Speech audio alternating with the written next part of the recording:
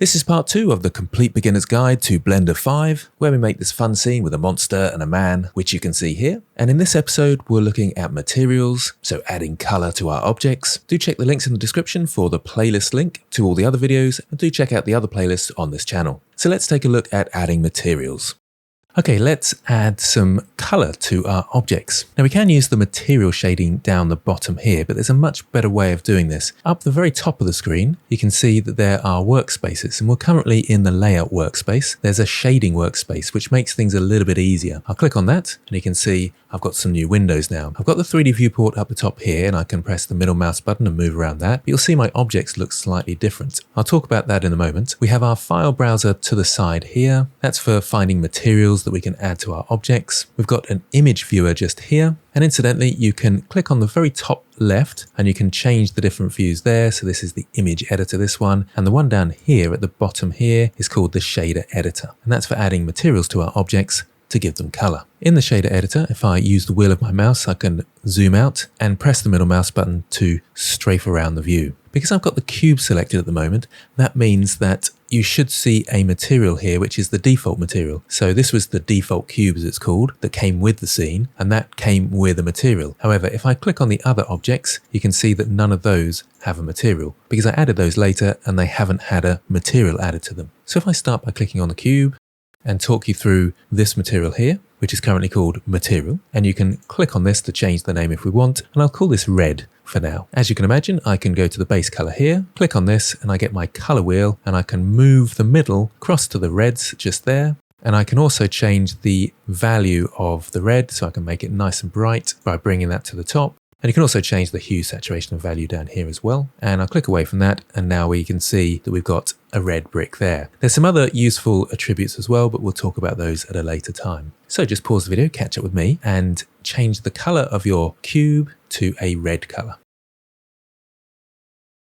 Okay, let's click on the icosphere this time. Slightly different from the UV sphere here. This is the icosphere, and you can see the name just there, collection icosphere. Collection is the collection it's in, and that corresponds, if I bring this outliner down, to this collection up here. And you can put items into a collection. They're currently all in the collection called collection, and I've got my icosphere selected. So let's add a new material to the icosphere. So I'll click on new there, and I'm going to name this blue.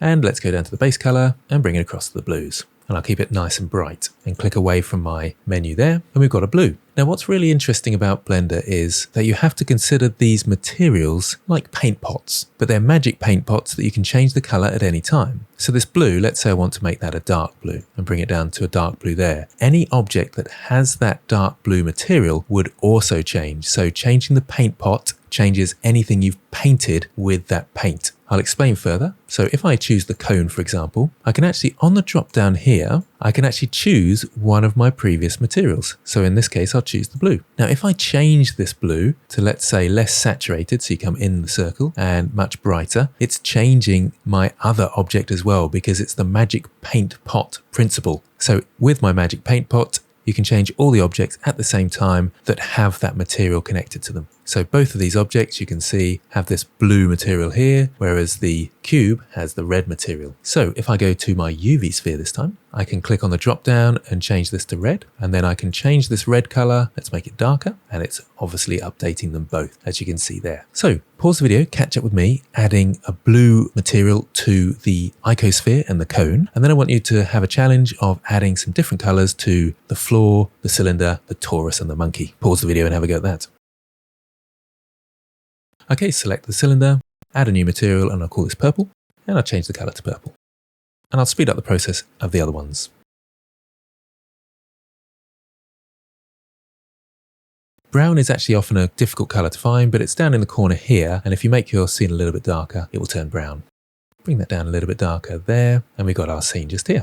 Okay, so hopefully you got an okay with that. Lastly, let's talk about rendering out our scene. As I was saying earlier, if we look through the camera with 0 on my numpad or the camera button here, this is what will be rendered out if we were to render now. And you always have to render out your image in order to share it with other people, or render out a movie where you can have lots of still images collected together into a movie file. If I want to move my camera around, there is when I'm in camera view, a lock button just here. So if I press the lock button, I can then move the camera as if it's a viewport. So again, the wheel of my mouse to zoom out, shift, and the wheel of my mouse to strafe from side to side, and I can make sure everything's in my scene. In order to get out of camera view, I can either click on the camera itself, or if I go back into camera view, I can unlock the camera, and then when I press middle mouse button to move around, I come out of camera view. So in camera view, this is what it looks like. So pause the video here, catch up with me, setting up your camera so you can see all the objects in your scene. Now lastly, when we went to the shading workspace, it put us into a special mode where we can see the colors or materials of our objects, and that is across to the side here. I mentioned this briefly earlier because there's X-ray view just there, and previously we were in what's called solid mode just here. So I can click on solid mode, and that's what we saw when we were in the layout workspace. Material preview mode is quite nice because it puts this what's called an HDRI image in the background. So if I move around my scene, I'll just come out of camera view for the moment, move around so you can see that. This is actually a blurred image of a countryside scene, which you can see in this ball down here. And it's quite good because it gives a really natural light to the scene. So the bright bits give off light and the colored bits give off a bit of colored light. But generally speaking, these bright bits are what is lighting our scene. And that's why we can see a bit of shadows here as well, which is coming from the HDRI and this bright spot here. But we're not actually seeing any influence from this light just here, which I mentioned earlier. That comes with the default scene. The reason for that is material preview mode only lights the scene with this HDRI, which is nice and bright and vivid, because then you can see exactly what your colors will look like without the influence of lighting. If I go across to rendered view, which is the next one along, this is exactly what your camera will see. So if I look through the camera, this is what will render out. And if I select the light, which I can just select there, no I can't, I'll have to come out of camera view. Oh, it is selected. If I select the light now, I can press G to grab and move that along, and you can see the shadows moving as I move my light. And I can add a new light by going up to the add properties here under light. Lots of different lights. I'll talk about those later on, but this one that we're currently using is called a point light. So I can add that like so, and then G to grab and move that upwards like this. It's very dull at the moment. You can come down to the lighting properties in the properties panel. So the object data properties there, you get a little light symbol when you select your light, and I can turn the power up here to, let's say, 1000. I think this one is also 1000. So we've got a nice bright scene here. And I really don't like that floor, so I can just click on the floor and change it to a nicer color, maybe a nice bright, vivid red color, like so. That's much better. And now I've got a nice scene here. I can move my lights around into an interesting position for some interesting shadows, and then go to camera view, and I'm ready to render my scene. But now's a good time to make sure your lights are set up and you're in rendered view so you can see what you're rendering. Pause the video and catch up.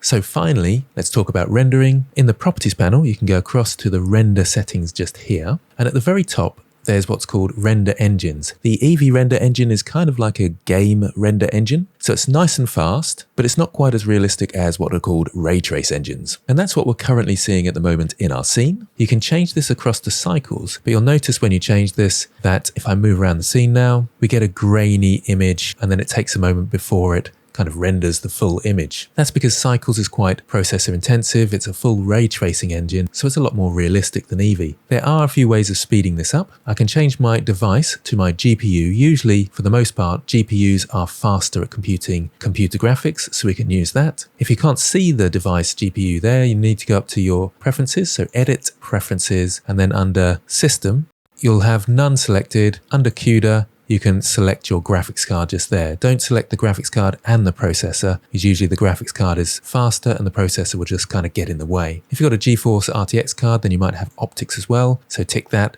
That makes it super fast with the denoising. You will want to experiment a little bit here. In some cases, the graphics card can actually be slower than your CPU. So just do a bit of experimenting there. If I close this down, this does automatically save the settings. And I'll just scroll down a little bit on the properties here. So still in the render tab just here, in cycles, I can go down, and where it says sampling, I can click on the denoise option there. And now when I move around my scene, it seems to update much faster. That's because it's denoising the image, and now it's using my graphics card as well. It's doing a good job. This is the viewport section here on the right. under sampling, there's a render section just here. If I render now, so we go up to render just there, and you'll see render image is F12 for short. So if I render the image, you can see it brings out a new window and looks through the camera, and you can see the samples here, and it's going all the way up to 4,000 samples. It doesn't really need to do that. It took 10 seconds, there's the time there, and we're on frame 1. So we're just rendering out a single frame. If I close this down now, I can actually set a time limit, which is usually a good idea. If I just choose 1 second and then press F12 to render,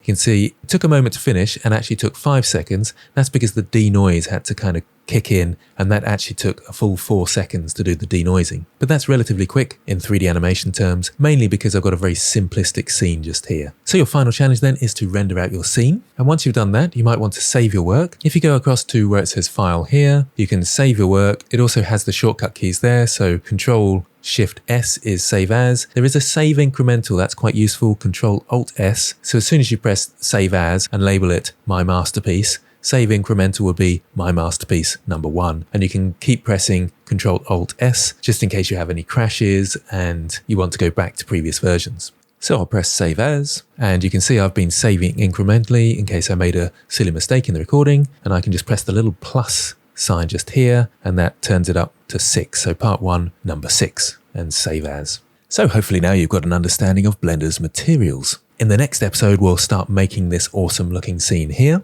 If you do have any questions, then do comment below. I do read all the comments. And do check the links in the description for any updates in case there are any changes. Thanks for watching, and I'll see you next time.